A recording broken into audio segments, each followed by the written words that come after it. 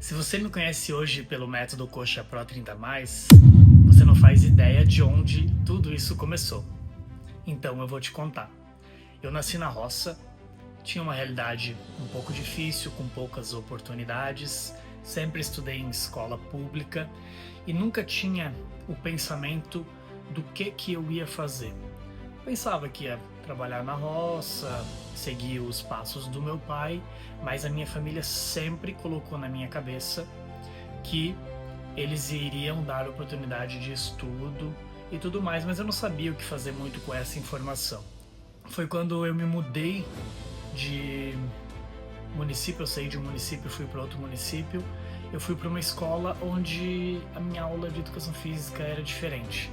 Eu estava acostumado a só jogar vôlei ou futebol, sempre preferia vôlei, era mais tranquilo, não era mais preguiçoso para esportes. Mas quando eu cheguei nessa nova escola, tinha um professor e ele ensinava xadrez, ensinava futebol, ensinava vôlei, ensinava handebol, entre outras atividades. Mas o que ele ensinava que mais me pegava foi a dança. Isso era muito interessante, a gente tinha aulas de dança de salão, jazz, contemporâneo e tudo mais, e foi aí que eu comecei a minha paixão pela educação física. Eu participava de um grupo de dança, eu acabei me transformando em um monitor, ajudava, ensinava pessoas a dançarem, etc. E foi onde começou aquela semente de educação física a ser plantada dentro da minha cabeça. Me mudei de cidade, acabei não seguindo os passos da educação física, isso ficou adormecido dentro de mim. Fui para uma faculdade de sistemas de informação completamente fora do que eu estava acostumado. Fiquei tentando durante anos com muita dificuldade, matéria de programação, matéria de algoritmo, lógica, mas eu sempre pensava na minha educação física.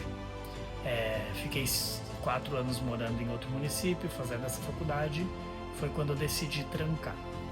Tranquei essa faculdade, continuei trabalhando nesse outro município e depois disso o meu pai mandou uma mensagem para mim um dia falando: filho, o pai vai te dar uma faculdade. O pai não queria que você tivesse parado essa faculdade, mas o pai vai te dar uma faculdade. Quer fazer uma faculdade de administração? Eles queriam apenas que eu tivesse uma formação, que eu tivesse uma outra oportunidade, que eu não ficasse só naquilo. Eles queriam que eu tivesse um futuro melhor.